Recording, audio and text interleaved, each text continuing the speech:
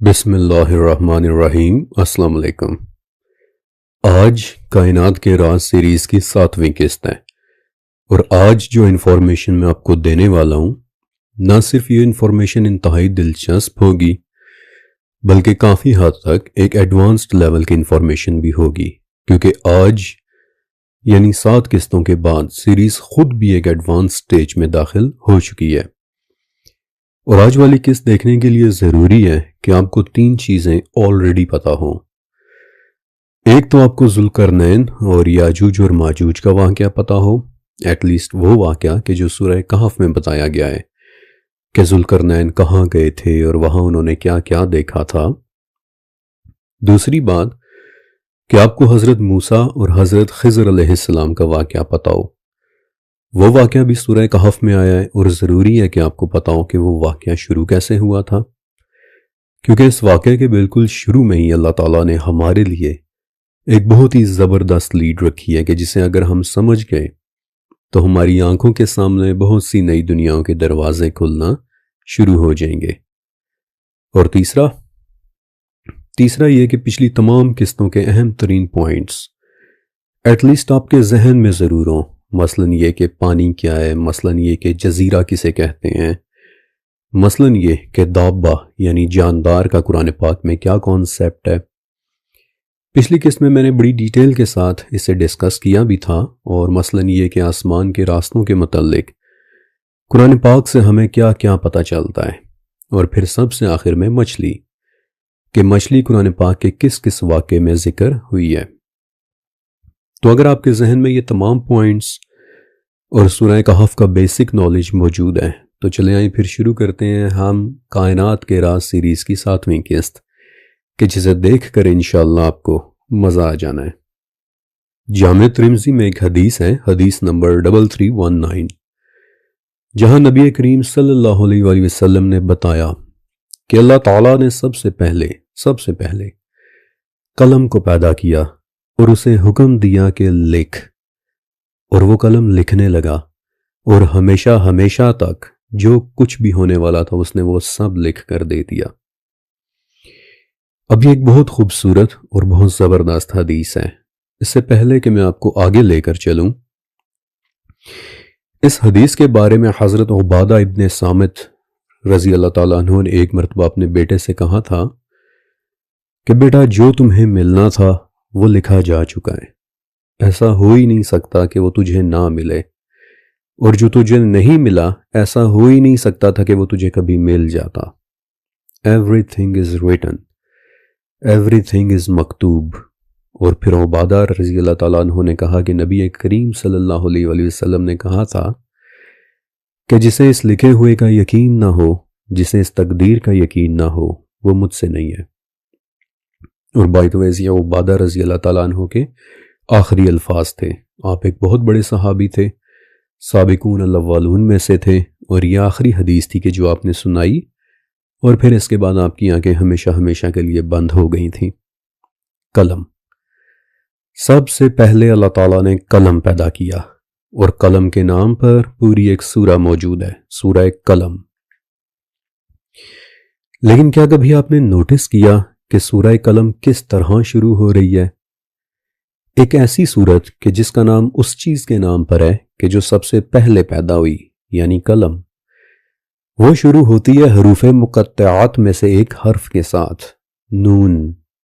Simple طریقے سے لکھا ہوا ایک حرف نون، ایک لیٹر نون، لیکن اسی پروننسیشن کے ساتھ باقاعدہ ایک عربی لفظ بھی موجود ہے، نون، یعنی نون واو نون، کہ جس کا مطلب ہوتا ہے مچھلی۔ اور اسی سورہ قلم میں آگے چل کر حروف مقطعات سے بالکل ہٹ کر مچھلی سے ریلیٹڈ ایک واقعہ بھی ہے، وہ مچھلی کہ جو حضرت یونس علیہ السلام کو نگل گئی تھی۔ آخر کیا وجہ ہے کہ سورہ قلم کا آغاز ایک ایسے حرف سے ہوتا ہے کہ جو مچھلی کو بھی ریپرزنٹ کرتا ہے، نون، مچھلی، ایک ایسا جاندار کہ جس کا تعلق پانی سے ہے، اور پانی کے متعلق اللہ فرماتا ہے کہ ہر دابہ کو، ہر چلنے پھرنے بھاگنے دوڑنے رینگنے اور تیرنے والے جاندار کو ہم نے پانی سے پیدا کیا ہے۔ which means کہ جہاں جہاں پانی ہوگا وہاں وہاں چانسز ہیں کہ چلنے پھرنے بھاگنے دوڑنے رینگنے اور تیرنے والے جاندار بھی موجود ہو سکتے ہیں۔ اب سورہ قلم میں قلم کے ساتھ یعنی سب سے پہلے تخلیق کی گئی چیز کے ساتھ مچھلی کا اشارہ ہونا، it might very much be possible کہ پھر دابات میں بھی سب سے پہلی تخلیق مچھلی کی ہی ہوئی ہوگی۔ اوکے، اب پانی کہاں کہاں موجود ہے؟ اس کائنات میں ہر طرف۔ پانی یعنی H2O ایک بہت سمپل کیمیکل ایلیمنٹ ہے کہ جو ہائیڈروجن اور آکسیجن سے مل کر بنا ہے۔ اب جہاں جہاں ہائیڈروجن اور آکسیجن ہوں گے وہاں وہاں پانی بھی ہو سکتا ہے، اور یہ دونوں ہی گیسز اس کائنات میں ہر طرف پھیلی ہوئی ہیں۔ اب دو باتیں ہیں، سائنس کہتی ہے کہ کائنات میں پانی ہر جگہ موجود ہو سکتا ہے، قرآن کہتا ہے کہ پانی سے ہر دابہ پیدا ہوا ہے، تو پھر بہت ممکن ہے کہ کائنات میں پھیلے تمام دابات میں سب سے زیادہ اور سب سے پرانی دابہ مچھلی ہوگی، اور جہاں جہاں آسمان کے راستے کھلتے ہیں، پانیوں سے بھری ہوئی پورٹلز کھلتی ہیں، یہ ساری باتیں پچھلی قسطوں میں ڈسکس ہو چکی ہیں، وہاں وہاں ہمارا سب سے پہلا انٹریکشن مچھلی کے ساتھ ہوگا۔ اسی لیے حضرت سلیمان علیہ السلام کی دعوت پر جو دابہ آسمان کے کسی راستے سے نکل کر آ گیا تھا، وہ دابہ ایک بہت بڑی مچھلی تھی۔ اسی لیے جب موسیٰ علیہ السلام کو حضرت خضر علیہ السلام سے ملاقات کرنی تھی تو اللہ تعالیٰ نے اس جگہ کی نشانی،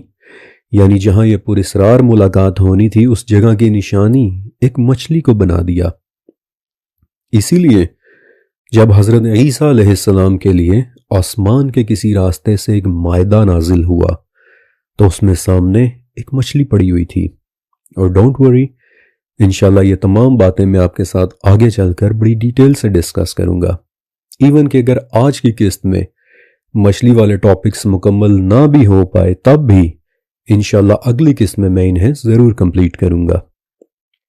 اوکے، پچھلی قسط میں سلیمان علیہ السلام اور ان کی بڑی سی مچھلی والا یہ واقعہ ڈسکس ہو گیا تھا، اور اب آپ موسیٰ اور خضر علیہ السلام والے واقعے کی طرف آئیں۔ اب ظاہر ہے یہ ملاقات ہمارا مین ٹاپک نہیں ہے، بلکہ ہمارا مین ٹاپک ہے مچھلی اور وہ پورٹل کہ جس سے موسیٰ علیہ السلام گزرے تھے۔ اس لیے آج میں پورا واقعہ تو نہیں سناؤں گا، لیکن اس کے کچھ حصے میں آپ کے ساتھ ضرور شیئر کرنا چاہوں گا۔ حضرت سعید بن جبیر رحمۃ اللہ علیہ ایک تابعی تھے۔ تابعی کون ہوتا ہے؟ وہ شخص کہ جس نے صحابہ کرام رضی اللہ تعالی عنہم سے ڈائریکٹ تعلیم حاصل کی ہو۔ اور سعید بن جبیر کے استاد کون تھے؟ عبداللہ ابن عباس رضی اللہ تعالیٰ عنہ، یعنی کہ وہ عظیم الشان صحابی کہ جنہیں مسلمان حبر الامہ کا لقب دیتے ہیں، یعنی امت کے علم کا سمندر۔ اب سعید تقریباً تمام وقت ابن عباس کے ساتھ ہی رہا کرتے تھے، آپ سے حدیثیں سیکھتے، اور پھر جب ایک پوائنٹ پر آ کر خیال آیا کہ ابن عباس سے ملنے والے علم کو لکھنا بھی شروع کر دوں تو اتنا لکھتے کہ بعض اوقات پاس موجود صفحے تک ختم ہو جاتے تھے، لیکن اس کے بعد پھر آپ کپڑوں پر لکھنا شروع کر دیتے، تلواروں پر لکھنا شروع کر دیتے، اتنا شوق تھا علم سیکھنے کا۔ ایک دن مسجد کا مؤذن ابن عباس سے ملنے گیا تو کہتا کہ سعید بن جبیر اس وقت ابن عباس کے پاؤں کی طرف بیٹھے ہوئے تھے، اور ابن عباس انہیں کہہ رہے تھے کہ سعید،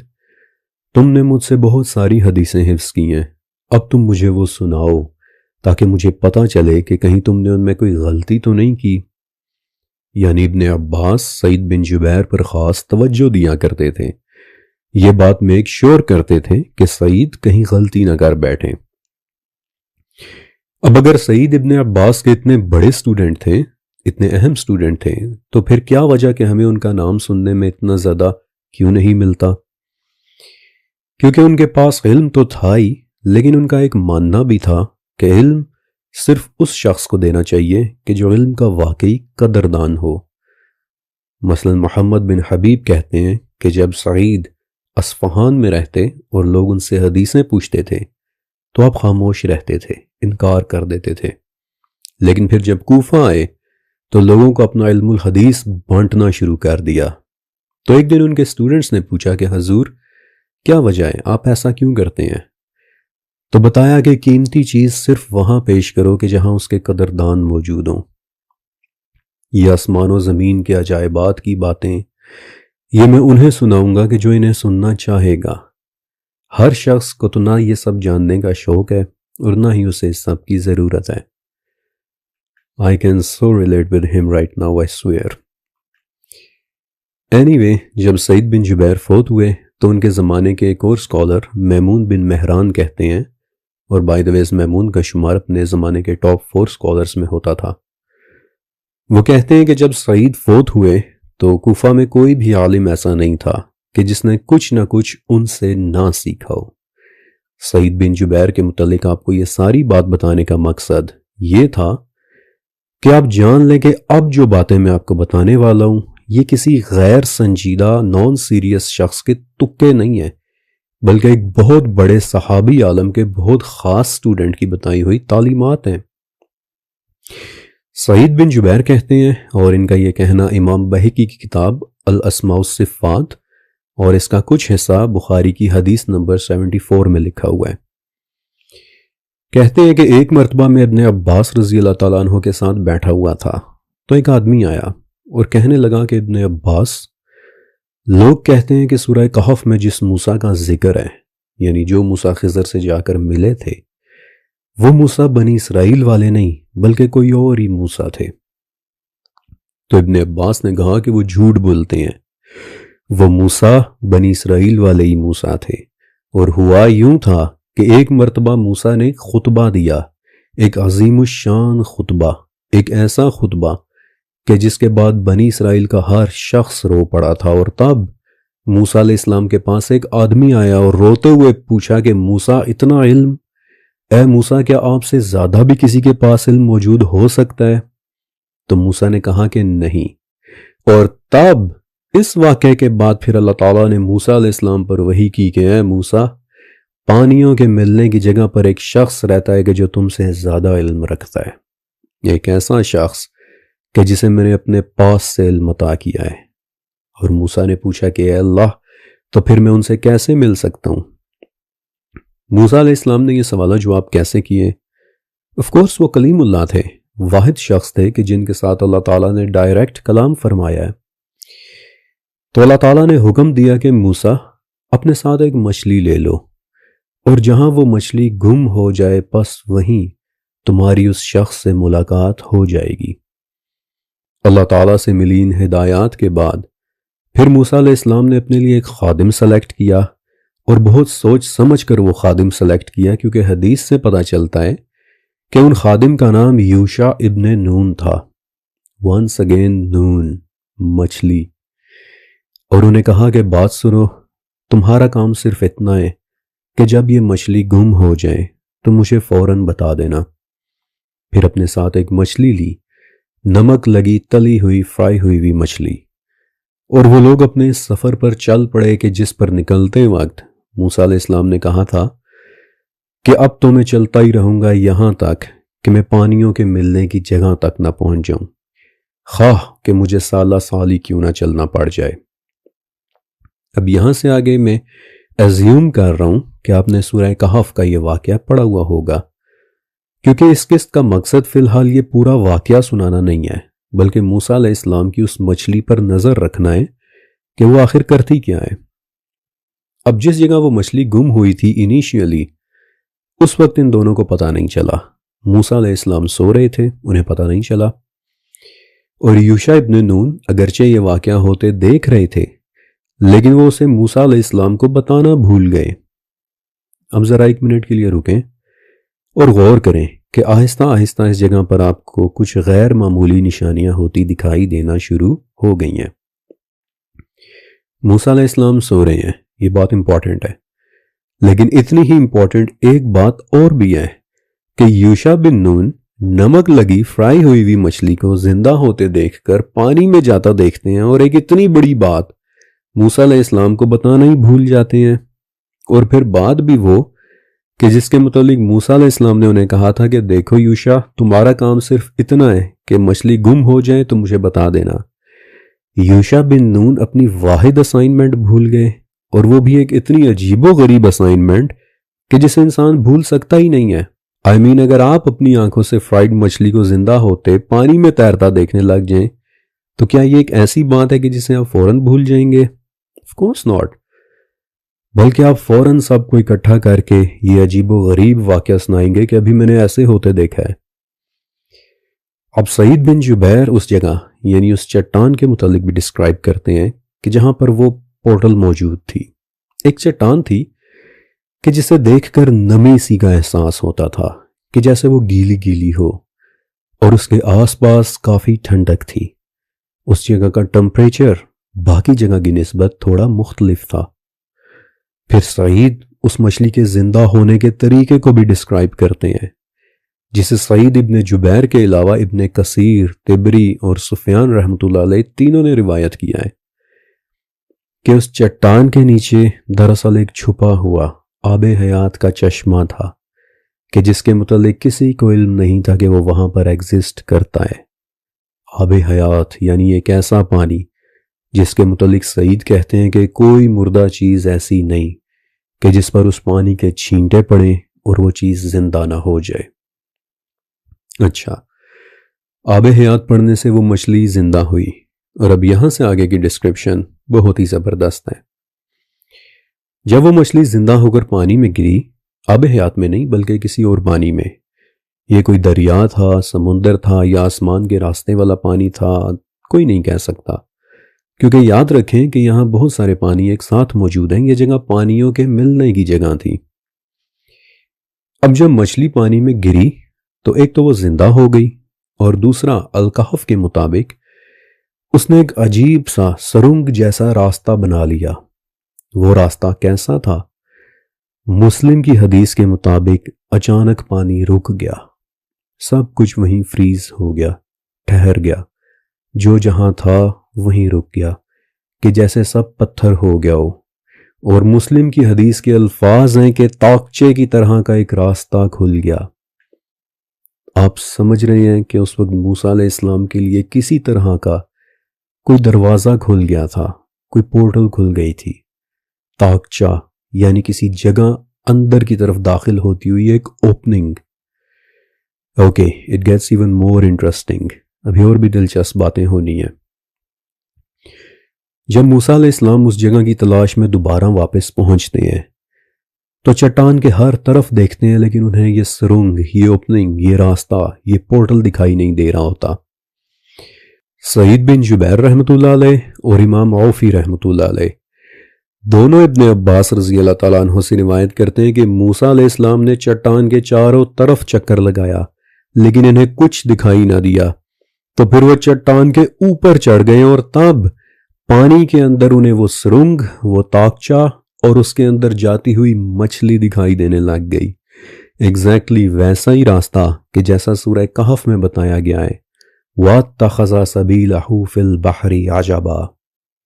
آپ اس کے پیچھے پیچھے آگے کی طرف بڑھے، جبکہ مچھلی سرنگ کی طرح آگے کا راستہ بناتے ہوئے چلتی چلی جا رہی تھی۔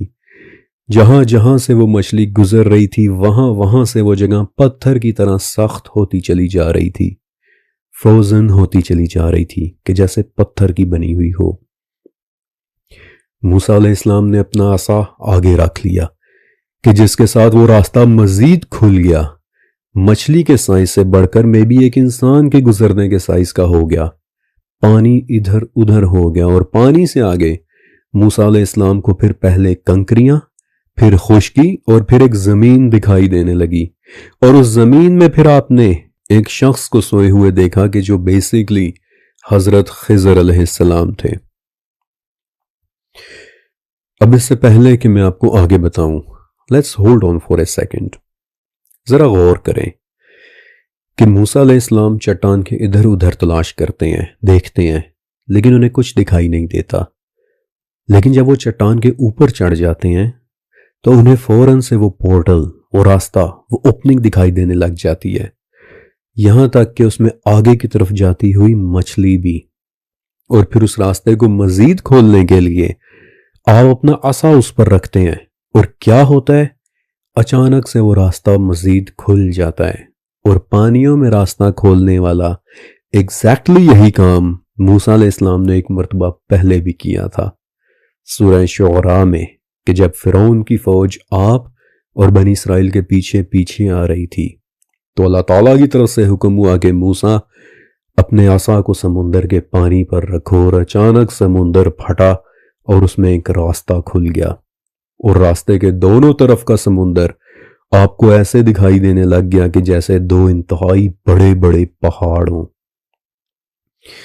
اور اپنے عصا کے ساتھ ایسا ہی ایک انتہائی غیر معمولی کام موسیٰ علیہ السلام نے تیسری مرتبہ بھی کیا تھا، سورہ اعراف میں، کہ جب انہوں نے ایک بڑے پتھر پر اپنے عصا کو رکھا تو اس پتھر میں سے بھی 12 مختلف طرح کے پانی نکلنے لگ گئے، 12 مختلف راستے کھل گئے۔ موسیٰ علیہ السلام کا عصا ایک انتہائی معجزاتی انسٹرومنٹ تھا۔ یہ آسمانوں اور پانیوں میں دروازے کھولنے کی صلاحیت رکھتا تھا، اور موسیٰ علیہ السلام کے بعد ان کے عصا کو تابوت سکینہ میں بند کر کے اسے چھپا دیا گیا۔ وہ تابوت سکینہ کہ جو آج کہاں ہے یہ بات کسی کو بھی نہیں پتا، لیکن اب آپ کو پتا چلا کہ وہ اس کی اتنے زور و شور سے تلاش کیوں کر رہے ہیں، کیونکہ اس تابوت کے اندر ایک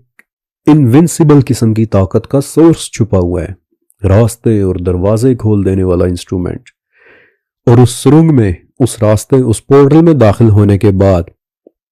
پھر موسیٰ علیہ السلام کسی اور ہی زمین، کسی اور ہی ڈیمینشن،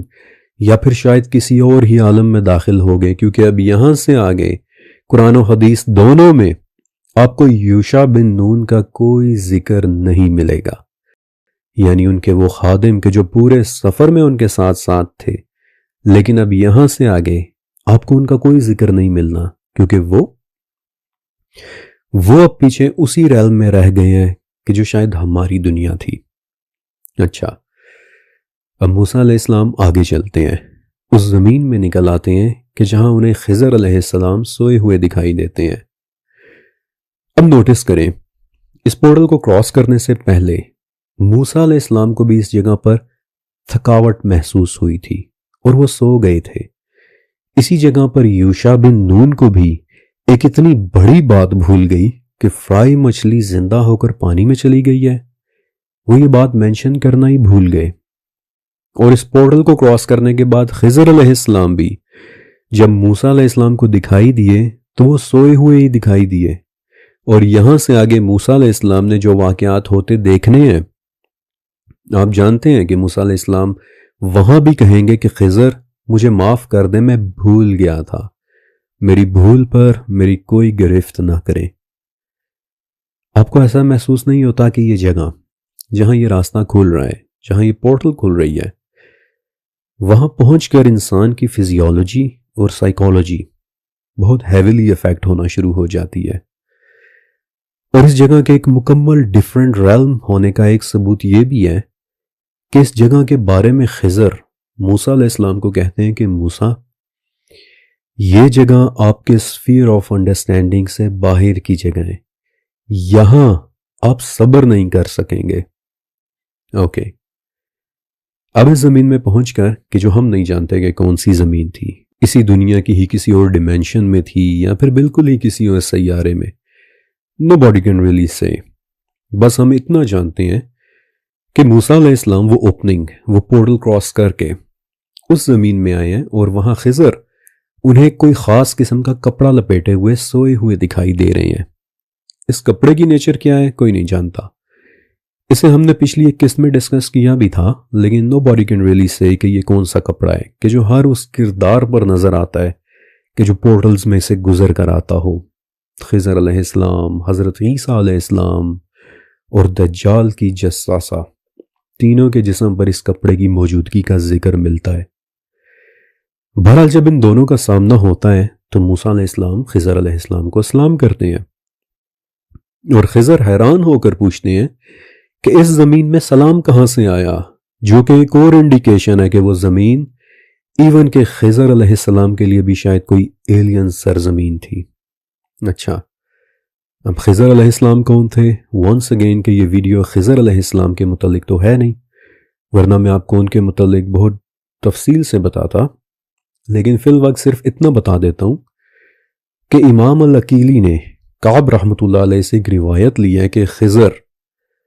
وہ ہے کہ جو اوپر اور نیچے کے پانیوں کے درمیان رہتے ہیں۔ نبی کریم صلی اللہ علیہ وآلہ وسلم نے فرمایا کہ جہاں جہاں خضر بیٹھتے ہیں وہاں وہاں ہریالی اگاتی ہے۔ امام صدی رحمۃ اللہ علیہ کہتے ہیں کہ جہاں جہاں خضر چلتے ہیں وہاں وہاں ان کے پیروں کے قریب گھاس اگاتی ہے،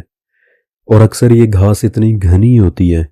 کہ خضر کے پاؤں تک اس میں دھنس جاتے ہیں، چھپ جاتے ہیں۔ امام دارقطنی رحمۃ اللہ علیہ نے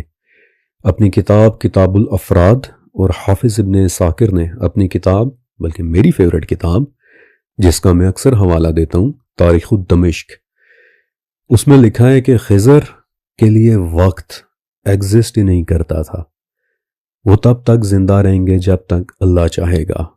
اور آگے چل کر انہوں نے دجال کے زمانے میں ایک بار پھر سامنے آنا ہے، اور سامنے آ کر دجال کی تکذیب بھی کرنی ہے۔ آپ کو پتہ ہی ہے کہ وہ بڑی مشہور حدیث ہے کہ مومنین میں سے ایک شخص دجال کی مخالفت کرے گا، اور دجال اسے اپنے پاس بلوائے گا اور پھر اس کے 2 ٹکڑے کرے گا، اور پھر اپنے ساتھیوں سے کہے گا کہ اگر میں اسے زندہ کر دوں تو، اور وہ واقعی اس شخص کو زندہ کر دے گا، لیکن تب وہ شخص چلا کر کہے گا کہ اب تو مجھے یقین ہو گیا ہے کہ تو وہی دجال ہے کہ جس کے متعلق محمد الرسول اللہ صلی اللہ علیہ وآلہ وسلم نے انفارم کیا تھا۔ اور اس پر دجال ایک مرتبہ پھر سے اسے قتل کرنے کی کوشش کرے گا، لیکن اس بار وہ اسے قتل نہیں کر پائے گا، یہاں تک کہ پھر اسے اٹھا کر وہ اس چیز میں پھینک دے گا کہ جسے وہ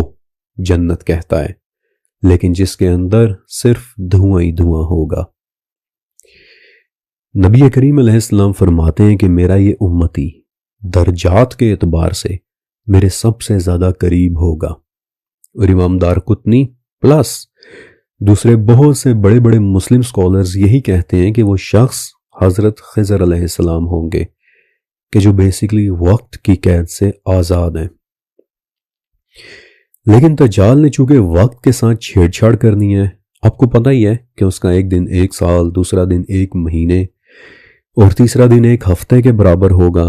اور یقیناً اس نے ان پورٹلز اور آسمان کے راستوں کے ساتھ بھی چھیڑ چھاڑ کرنی ہے کہ جس سے پھر اس کے 40 ہاتھوں کے فاصلے کے کانوں والا گدھا نکل کر باہر آ جائے گا، تو انہی راستوں سے پھر خضر علیہ السلام شاید ایک بار پھر سے ہماری دنیا میں آ جائیں گے کہ جو خود بھی وقت کی قید سے آزاد ہیں۔ اب چونکہ بات پورٹلز کے پار رہنے والوں کی ہو رہی ہے، تو پھر ایک سوال یہ بھی پیدا ہوتا ہے کہ آخر کیوں خضر علیہ السلام وقت کی قید سے آزاد ہیں؟ اس سوال کا جواب تاریخ دمشق کی 16th والیوم کے پیج نمبر 400 پر لکھا ہوا ہے کہ جب حضرت آدم علیہ السلام کی موت کا وقت قریب آیا تو انہوں نے اپنے بیٹوں کو جمع کیا اور انہیں کہا کہ دیکھو، عنقریب زمین پر ایک عظیم عذاب آنے والا ہے، جب وہ عذاب آئے تو اس وقت تم لوگ میرے جسم کو غار میں رکھ دینا، اور جب وہ عذاب ختم ہو جائے تو اس کے بعد میرے جسم کو نکال کر پھر شام کی طرف بھیج دینا کہ جہاں پھر مجھے دفن کر دیا جائے گا۔ آدم علیہ السلام کی اس وصیت کے بعد ایک طویل مدت گزر گئی، یہاں تک کہ حضرت نوح علیہ السلام کا سیلاب آ گیا، تمام زمین پانی میں غرق ہو گئی اور ایک طویل عرصے تک غرق ہی رہی۔ لیکن جب وہ طوفان تھم گیا اور پانی اتر گیا تو نوح علیہ السلام نے پھر اپنے بیٹوں کو بلایا اور کہا کہ دیکھو، ہمارے دادا نبی کی یہ وصیت تھی کہ ان کے جسم کو شام لے جا کر دفن کیا جائے، لیکن نوح علیہ السلام کے بیٹوں نے آگے سے بہانے بازی شروع کر دی، کہتے کہ زمین ٹھیک نہیں ہے، کہتے کہ ہمیں راستہ نہیں پتا، آپ انتظار کریں وغیرہ وغیرہ۔ اور تب نوح علیہ السلام نے دعا مانگی کہ میری اولاد میں سے جس نے ہمارے دادا نبی کو دفن کر دیا ہے، اللہ تو اس کی عمر کو پھر قیامت تک کے لیے طویل کر دے۔ اور تب نوح علیہ السلام کی اولاد میں سے خضر وہ بیٹے ہوئے کہ جنہوں نے آدم علیہ السلام کے جسم کو غار سے نکال کر شام لے جا کر دفن کیا، اور یوں نوح علیہ السلام کی دعا سے وہ تب تک زندہ رہیں گے جب تک کہ اللہ ان کی زندگی چاہے گا۔ اب آدم علیہ السلام کی زندگی بھی دو مختلف عالمین میں گزری ہے، جنت اور پھر یہ دنیا کہ جہاں بعد میں رہنے کے لیے انہیں بھیج دیا گیا تھا۔ نوح علیہ السلام بھی کہ جن کی زندگی ٹوٹل تھی کتنی، یہ بات کوئی بھی نہیں جانتا۔ قرآن میں لکھا ہے کہ 950 سال تک تو انہوں نے صرف تبلیغ کی تھی، لیکن ان کی زندگی ٹوٹل تھی کتنی، یہ بات کوئی بھی نہیں جانتا۔ اور وہ بھی ان لوگوں میں سے ہیں کہ جن کے زمانے میں بڑے بڑے حیرت انگیز کام ہوئے، مثلاً آسمان کے دروازوں کا کھل جانا اور ان سے مشکوں کی طرح پانی کا کھول دیے جانا۔ I personally think کہ ان کے بیٹے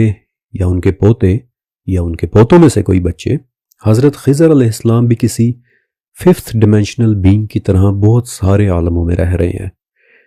وہ موسیٰ علیہ السلام کے بھی سامنے آئے، اور ایک دفعہ تو نبی کریم صلی اللہ علیہ وآلہ وسلم کے وصال پر وہ صحابہ کرام کے سامنے بھی آئے تھے، لیکن نارملی وہ شاید ہمارے درمیان نہیں رہتے، بلکہ کسی اور ہی ڈیمینشن، کسی اور ہی عالم میں رہتے ہیں کہ جہاں سے وقتاً فوقتاً وہ یہاں ہماری دنیا میں آتے رہتے ہیں۔ اور پھر یہی خضر علیہ السلام حضرت موسیٰ علیہ السلام کو اپنے ساتھ لے کر اس دنیا کے سفر پر لے گئے کہ جہاں انہوں نے وہ 3 کام کیے کہ جو سورہ کہف میں پھر گریٹر ڈیٹیلز کے ساتھ موجود ہیں۔ بائی دا وے، آپ کو یاد ہوگا کہ ان دونوں کا جو پہلا سفر ایک ساتھ ہوا تھا وہ ایک کشتی میں ہوا تھا کہ جسے بعد میں خضر علیہ السلام نے توڑ دیا تھا، اور موسیٰ علیہ السلام اس پر حیران بھی ہوئے تھے۔ آپ کو پتہ ہے کہ امام صدی رحمۃ اللہ علیہ نے ایک بڑی ہی زبردست بات بتائی ہے کہ وہ کشتی ایک ایسی سرنگ میں چل رہی تھی کہ جس کی لمبائی 1 فرسخ تھی۔ 1 فرسخ یعنی تقریباً 5.5 کلومیٹرز، کہ جس سے میں یہ نتیجہ نکالتا ہوں کہ جس کشتی میں بٹھا کر خضر موسیٰ کو اپنے ساتھ لے کر گئے تھے، وہ کشتی بھی سرنگ جیسی کسی پورٹل ہی سے گزر کر آگے بڑھ رہی تھی۔ پھر ابو العالیہ رحمۃ اللہ علیہ، ایک بہت بڑے اسکالر کہ جو نبی کریم صلی اللہ علیہ وسلم کے 2 سال بعد مسلمان ہوئے تھے، اور پھر بڑے بڑے صحابیوں کے ساتھ رہ کر ان سے تعلیم حاصل کی تھی، اور سنن ابو داؤد کے مؤلف امام ابو داؤد کہتے ہیں کہ صحابہ کرام کے بعد قرأت کا سب سے زیادہ علم شاید ابو العالیہ کے ہی پاس ہوا کرتا تھا۔ وہ ابو العالیہ کہتے ہیں کہ خضر ایک ایسے شخص ہیں کہ جو کسی کو دکھائی نہیں دیتے سوائے ان کے کہ جنہیں اللہ چاہے، اور اس وقت اس سفر میں سوائے موسیٰ کے انہیں کوئی اور دیکھ بھی نہیں رہا تھا، کیونکہ اگر وہ انہیں دیکھ لیتے تو نہ تو وہ انہیں کشتی توڑنے دیتے اور نہ ہی وہ انہیں بچہ قتل کرنے دیتے۔ ونس اگین میں زیوم کر رہا ہوں کہ آپ نے یہ پورا واقعہ پڑھا ہوگا، وہ بچہ قتل کر دینے والی بات وغیرہ۔ اور میں آپ کو یہ بھی بتا دوں کہ واپس لانے پر پھر خضر علیہ السلام نے موسیٰ علیہ السلام کو کچھ بہت ہی زبردست نصیحتیں بھی کی تھیں، لیکن وہ سب کسی دن انشاءاللہ ایک ایسی قسط میں کہ جو موسیٰ اور خضر علیہ السلام والے واقعے کے اوپر ڈیڈیکیٹڈ ہوگی۔ مچھلی دوسری دنیاؤں کے دروازوں، راستوں اور ان میں کھلنے والی پورٹلز کی ایک علامت ہے، نشانی ہے۔ پورٹلز مختلف طرح کی ہیں، یہ مختلف فنکشنز سرو کرتی ہیں۔ یہ اس طرح کی بھی ہیں کہ جن سے فرشتے سفر کرتے ہیں۔ obviously آپ کو ان پورٹلز میں جاندار نہیں ملیں گے کیونکہ وہ راستے فرشتوں کے سفر کرنے کی گزرگاہیں ہیں، لیکن وہ پورٹلز کہ جو ہمیں دوسری دنیاؤں میں لے کر جاتی ہیں، وہ دنیایں کہ جہاں دوسرے جاندار رہتے ہیں، دوسری مخلوقات اور دوسرے دابات رہتے ہیں، وہاں سب سے پہلے ہمیں مچھلی اور مچھلی کی نیچر یا قسم والے دابات ملیں گے۔ سلیمان علیہ السلام کی دعوت کھانے کے لیے بھی جو جاندار آیا وہ کسی پورٹل ہی سے نکل کر آیا تھا، اور مخلوقات سے آباد کسی دنیا سے آیا تھا، اور وہ ایک مچھلی تھی۔ جابر ابن عبداللہ اور ان کی ٹیم کے کھانے کی خاطر آسمان کے جس راستے سے وہ جاندار بھیجا گیا تھا کہ جس کی آنکھ کے حلقے میں بیٹھ کر وہ لوگ چھپ گئے تھے، وہ جاندار بھی ایک مچھلی تھی۔ یہ واقعہ پچھلی قسم میں نے آپ کو سنایا بھی تھا۔ اسی طرح موسیٰ علیہ السلام نے بھی جس دوسری ڈیمینشن، جس دوسرے عالم میں جانا تھا، وہاں ایک مخلوق رہتی تھی، لوگ رہتے تھے، کشتیاں چلاتے تھے، وہاں بادشاہ رہتے تھے، اس عالم میں غلام رہتے تھے، اس عالم میں گاؤں آباد تھے، اسی لیے اس دنیا میں کھلنے والے راستے کی نشاندہی کے لیے بھی نشانی پھر ایک مچھلی کو مقرر کیا گیا، مچھلی کہ جو تخلیق کی نشانی ہے، جس کا نام سورہ قلم میں قلم کے ساتھ آیا ہے، پہلی تخلیق کے ساتھ آیا ہے۔ تو مچھلی مخلوقات کی دنیا میں کھلنے والے راستوں کی ایک نشانی ہے۔ اور اب میں آپ کو قرآن پاک کے واقعات میں سے ایک بہت ہی زبردست واقعہ سنانے والا ہوں کہ جو صاف صاف پورٹلز کے متعلق ہے، جس کی پورٹلز کے علاوہ کوئی اور ایکسپلینیشن، کوئی اور تشریح ہو ہی نہیں سکتی، اور جس پر اب تک میں نے کسی اور کو بات کرتے سنا بھی نہیں ہے۔ شاید آپ کے لیے یہ ایک بالکل نیا واقعہ ہو، لیکن وہ واقعہ اب انشاءاللہ اگلی قسط میں، کیونکہ اسے سننے کا اصل مزہ آپ کو صرف تب آئے گا کہ جب میں اس کی ایک ایک ڈیٹیلز آپ کے ساتھ شیئر کروں گا۔ اور اب آپ سب نے ایک کام کرنا ہے کہ نیچے کمنٹ سیکشن میں جائیں اور میرے لکھے ہوئے پنڈ کمنٹ کو ایک مرتبہ ضرور پڑھ لیں، کیونکہ اس میں آپ سب کے لیے میری طرف سے ایک بہت ضروری پیغام ہے۔ شکریہ اور اللہ حافظ۔